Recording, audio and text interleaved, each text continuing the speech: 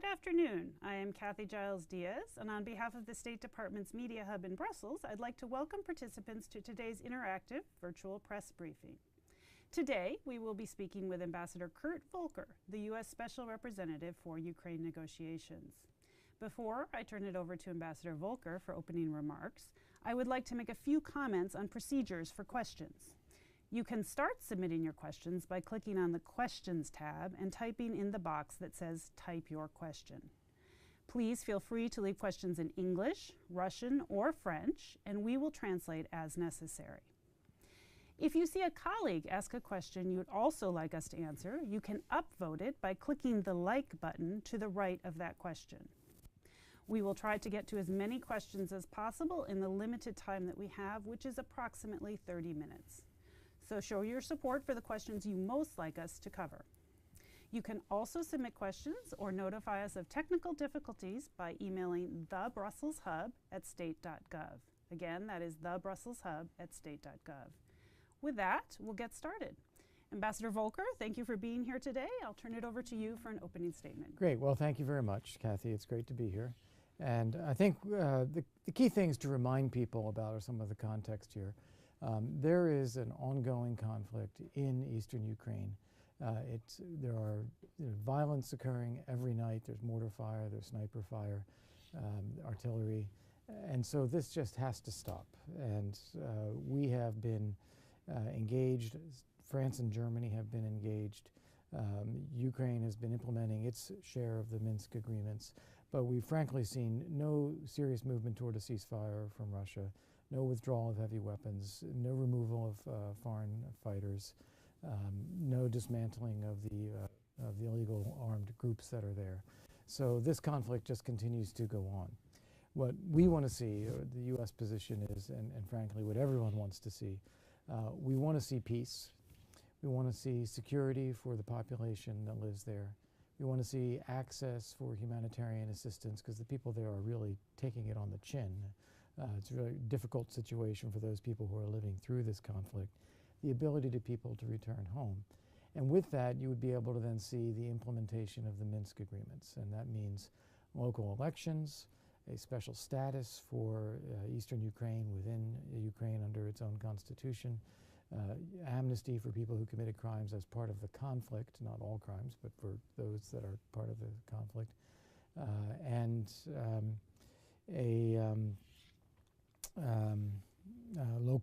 local elections that would then give the opportunity to the people that are there to choose who their legitimate leaders will be in the legitimate local entities. You remember last month in November there were elections, but they were in a controlled environment, an occupied environment. They were for the two people's republics that Russia created there, which don't have any legitimacy within Ukraine or under the Constitution or even with the local population. And it was hardly a free and fair vote. So we'd like to see genuine local elections. And that would then allow the restoration of the territory to Ukrainian sovereignty at the end of all that. So that's what we're there for: humanitarian assistance, peace and security, implementation of Minsk, and restoration of Ukraine's territorial integrity. Now that is the objectives that we have. We've had a number of exchanges with Russia over a year now. Over the summer and early autumn, I exchanged some correspondence with my Russian counterpart to see if they were anywhere closer to being willing to come to an agreement. The answer is no, they're not. Russia is still denying its responsibility and denying its involvement in eastern Ukraine. I did offer to go visit Moscow this month, and I was prepared to organize that trip when Russia, separately from this, attacked the Ukrainian Navy in the Black Sea, boarded the vessels, imprisoned the sailors. And as you know, President Trump canceled his meeting with President Putin as a result of that attack and the failure to release the sailors up to this day. And likewise, I'm not in a position then to go to Moscow for the Minsk purposes at a time when Russia is now holding these Ukrainian sailors.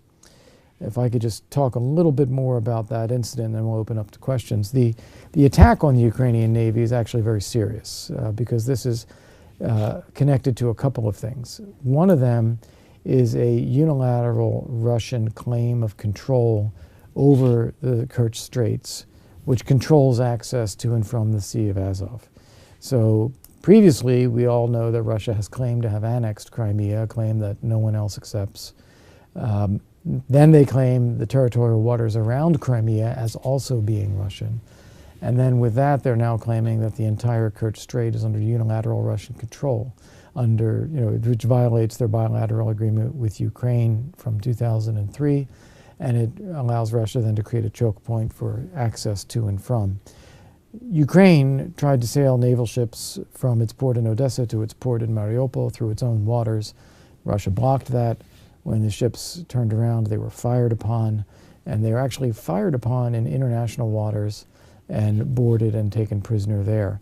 So there are legal issues we disagree with Russia on over the Kerch Strait itself and the freedom of navigation in and out of the Sea of Azov and access to these Ukrainian ports. And then there's also the illegal actions by the Russian Coast Guard to attack these vessels in open waters and pursue them and imprison them. And now they're charging the sailors under a civil code in Russia, which again is contradictory to all of the international arrangements where a foreign military force acting in its official capacity should not be subject to that, but under some kind of laws of war. And technically, these would be prisoners of war if that's the way Russia wanted to pursue it. So there are a lot of things that are wrong with this. The significance, however, is that this is a new escalation by Russia in its conflict against Ukraine. And it is done openly by Russia. It's not hiding behind proxies in the Donbass this time. It's doing it openly. And it's something that I think everyone in Europe is deeply concerned about. That's why I'm in Brussels today. I wanted to have meetings with EU counterparts. I'll be meeting with the Belgians bilaterally. Also had some meetings at NATO to hear from our friends and our allies what their thoughts are, how they view the most recent incidents and what recommendations they have for moving forward. So I'm taking that on board. And I just have to say that already today in the meetings that I've had, this is an incident that clearly has raised serious concerns across Europe. Okay, thank you very much. We'll now start the question and answer portion of today's discussion. We have an advanced question submitted by Mochil Injov from Club Z Media Group in Bulgaria. And he asks, President Radev has said that Europe must not become hostage to Ukraine's internal politics and ambitions. What is your comment on this statement in the context of the disagreements among EU member states regarding actions against Russia? Well, I don't think anybody should be hostage to Ukraine's internal politics and ambitions. That's, they have a very robust and vibrant democracy, and they have a lot of people running for president now, and that's going to be a lot of jostling. But what we're talking about today has nothing to do with Ukrainian internal politics. This is about Russia's aggression against Ukraine, Ukraine's right to self-defense, trying to reestablish peace in the Donbass, and trying to deter Russia from any further aggressive acts. This is not part of Ukrainian domestic politics. Okay, our next question comes to us from Konstantin Voselkevich from 2000 Weekly newspaper in Ukraine, and he asks, do you have any encouraging news on the fate of the Ukrainian crew members detained near the Kerch Strait? Will they be released and returned home at any time soon? What is your forecast? Well, unfortunately, I don't have good news to report there. Many people, including in the United States, including Chancellor Merkel in Germany, including others around the continent, have urged Russia to release these sailors immediately. And Chancellor Merkel raised this on the telephone with President Putin just last week. The fact, however, is that Russia has said no, that they claim that there is some legal process, which is by definition not so, because they're detaining them illegally. But they're claiming a process that will take months for them to go through. So unfortunately, it is not looking good. However, I guess the one piece of good news is that Ukrainians can be assured that everyone, whether it's the United States or EU or NATO, Western Europe, everyone is urging Russia to release these sailors immediately. And I certainly would hope that Russia would do so as a gesture before Christmas. But there's no indication from Russia at this point that they're doing that. Okay. Our next question comes to us from Patrick Oksan in Mitt Media News Group in Sweden, who asks, what more must the West do to strengthen deterrence so Russia will not fuel more aggression against Ukraine? Yeah, I think that there are a couple things. I think the sanctions regime, I believe, does have an impact on Russia. And I think if we are showing that we are reacting when Russia does something, such as it just did, so additional sanctions, that would be an indicator to Russia that future acts would also be met with sanctions. And so I think that could add some deterrent effect there. I also think that keeping a multinational visible presence in and around Ukraine, whether it's in the Black Sea or in parts of Ukraine that are relatively safe, could be an additional step because it would raise the visibility of Russia's actions compared to what we now see. Okay. We now have a question from the Diplomat magazine in the Netherlands, and they ask, 1 month ago at the Halifax International Security Forum, Ukrainian Foreign Minister Klimkin referred to the discussions between the U.S. and Ukraine on the potential supply of new lethal weapons to Kiev. How are such discussions evolving in light of the Kerch Strait incident? Right. So what Foreign Minister Klimkin was referring to is the ability of the United States to provide foreign military financing or foreign military sales to Ukraine, something that we are perfectly willing to do, as we do with many other countries. We had, the day before Halifax, we had the U.S.-Ukraine Strategic Partnership Commission.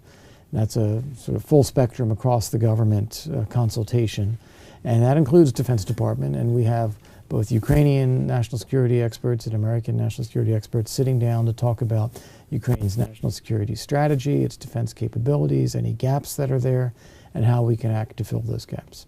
So we have online, moving through the Congress, is a foreign military financing package of about $250 million, and we have the ability to sell additional equipment. There will be some announcements, notifications to Congress coming up in the next couple of months about some first tranches of that. And this is something that's just going to be ongoing as we look at what Ukraine's needs are and how we can provide some assistance. All right. Our next question comes to us from AFP, and they ask, do you think there is a possibility that economic sanctions against Russia will be extended over the Azov Sea clash? And what do you think about the Ukrainian call to ban Russian ships from entering European ports? Is that possible? Yes. So as part of the discussions I had with European Union colleagues earlier today, is we have a basket of sanctions in place that relate to Crimea. We have a basket that is there relating to Russia's failure to implement the Minsk agreements. And we talked about, well, what should be done with the Sea of Azov. I think the debate will be in Europe over whether this is a third basket or whether this is connected to Crimea. But the notion that there needs to be a response and some additional sanctions or listing of names would occur seems to be one that's gaining some traction, and I would not be surprised at all to see that happen in the next month or two. Okay. Our next question comes to us from Interfax, and they ask, the rebels in Donetsk recently said that Ukraine may be preparing a military offensive in the Donetsk region. They also expect the Ukrainian side to stage provocations in Mariupol in order to prolong the martial law. Do you consider these assertions plausible? Well, I think these assertions are made by pro-Russian entities in order to deflect attention away from what Russia's doing. So Russia, as we know, it is claimed to control now the entire Kerch Strait. It is controlling access in and out. It is restricting the freedom of movement of vessels beyond what's necessary just for the safe passage. And it has then attacked these Ukrainian Navy ships. So I think that's what Russia is up to. And so as a deflection, they refer to, oh, Ukraine is planning attacks or Ukraine is provoking, when in fact this is what's been going on. I think it's actually remarkable that Ukraine has been as restrained as it has. And you look at the Ukrainian Navy, for instance, even being fired upon in the Black Sea, did not fire back and create a firefight with Russia. And I think that showed tremendous restraint under the circumstances. And I don't foresee that you're going to be seeing Ukrainian attacks, but these assertions may be ways of creating some cover for possible Russian attacks, which I hope don't occur, but I have to say it's possible. Okay. We will now turn to a question from Yaroslav Dogopol from Ukraine Forum in Ukraine, who says, what actions does the United States consider in order to respond to ongoing Russian aggression and deter further escalation? Yeah. Well, the first thing is my very visit here today is because we want to talk with our friends in Europe, our allies, France, Germany, UK, others, to make sure that we have a well-coordinated Western response, Western position on this. It's not in Ukraine's interest or anyone's interest to bilateralize a response to Russia's attack on Ukraine into a U.S.-Russia dynamic. So we're trying to make sure that we're well coordinated with our European allies and partners. Within that, then, I think we have to look at the basket of sanctions. We should look at the basket of monitoring or some kind of deployment, for instance, of a ship visit or two to the Black Sea to show presence. The British are having a ship visit today and tomorrow, and I believe it's a very senior member of their government will be in Odessa. We have other visitors going to Ukraine as well. So there's a lot that I think that can be done to show an increased engagement and what I would hope would be preventive action to dissuade Russia from any further aggression. We now have an advanced question from Stephanie Lichtenstein, who is with Wiener Zeitung and the Security and Human Rights Monitor in Austria. And she asks, are there plans to extend the OSCE SMM, a special monitoring mission, to the Azov Sea area? What has been discussed and decided at the last Normandy format meeting on the 11th of December? Sure. So there's two questions. On the Normandy meeting, it did take place.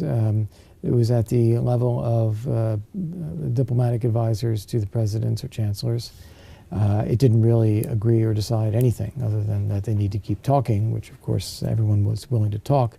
But it did not result in the release of the sailors. It did not result in a ceasefire. It did not result in the winter package of humanitarian assistance moving forward. So very disappointing meeting, in fact, that Russia's really not willing to move on anything. Also, they talk about the prospect of a UN peacekeeping mission in eastern Ukraine to replace the Russian forces, and Russia, again, doesn't really engage in that.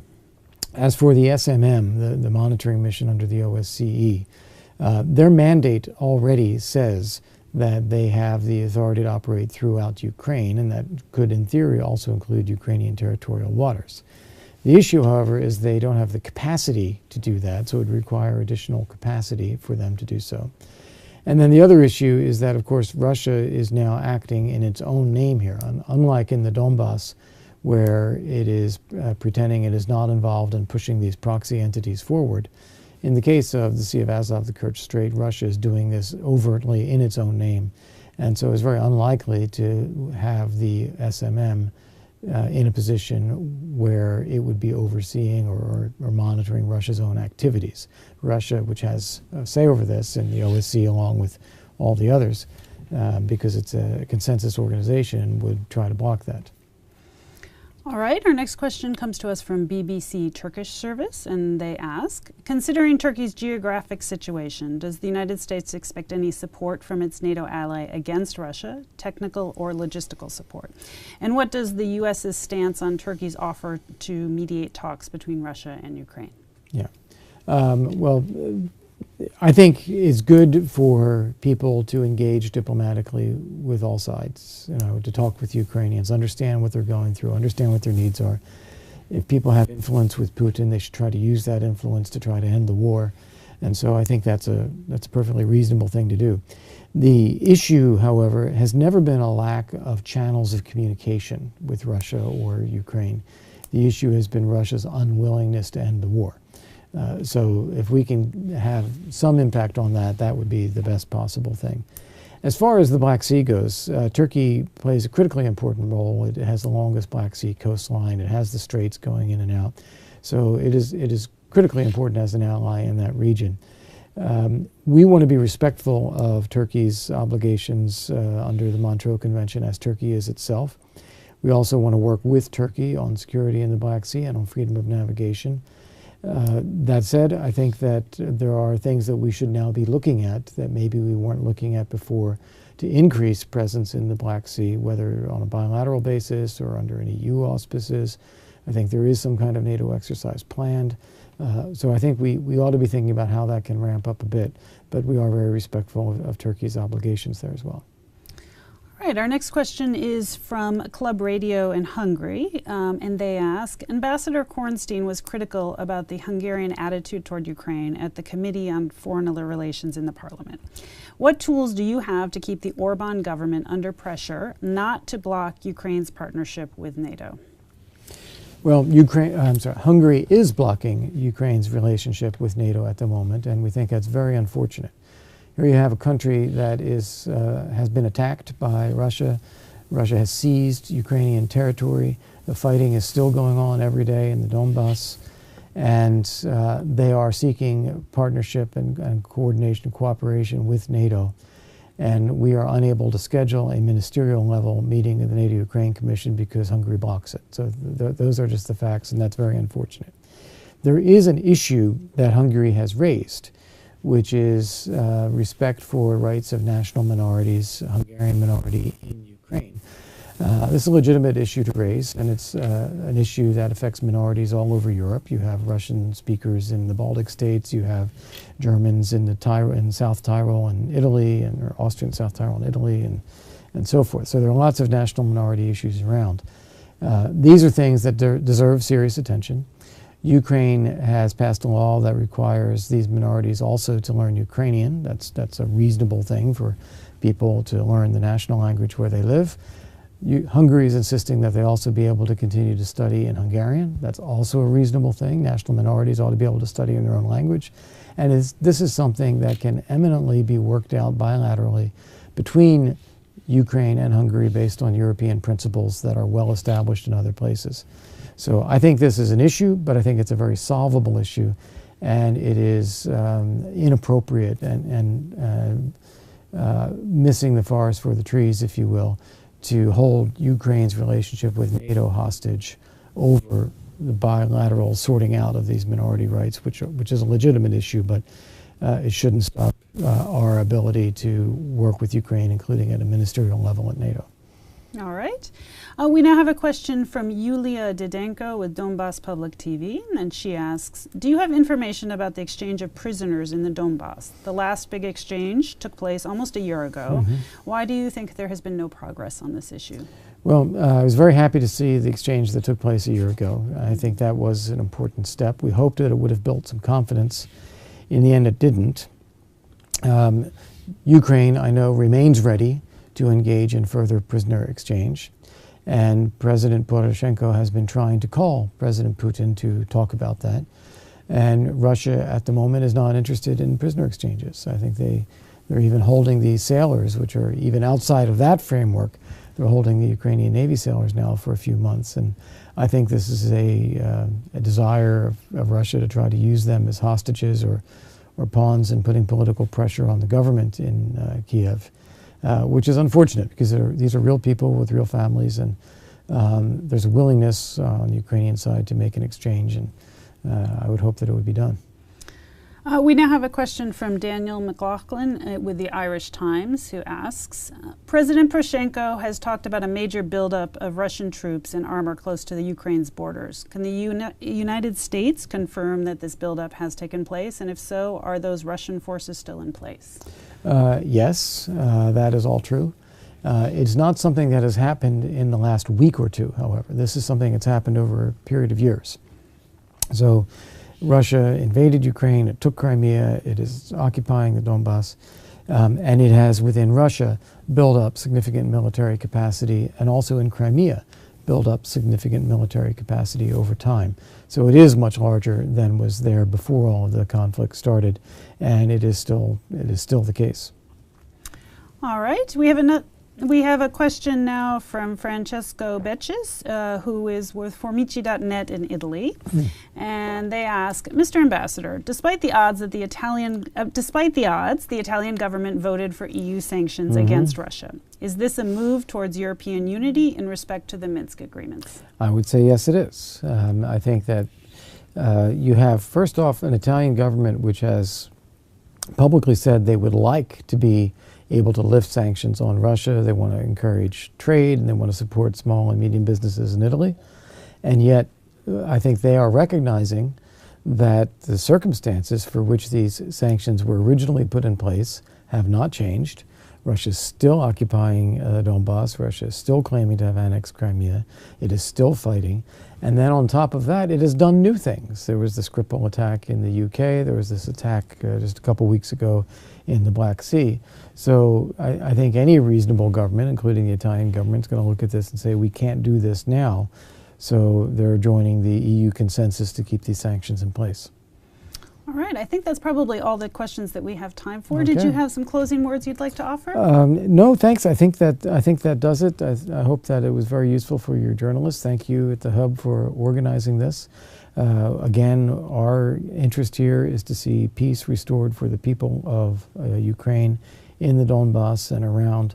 And it's unfortunate that we now find ourselves yet again at a point of possible escalation. All right, thank you. And thank you to all of you for your questions, and thank you to Ambassador Volker for joining us today. To the participants who joined us today, we will send links to broadcast quality files momentarily to everyone that registered for the call through Eventbrite. You can use these to clip audio or video from today's program. We will also provide a transcript as soon as it is available. If you didn't register through Eventbrite and want to receive the files, please fill out the short survey by clicking on the Polls tab at the top of the event page. Thank you again for your participation, and we hope that you can join us for another press briefing soon. Goodbye.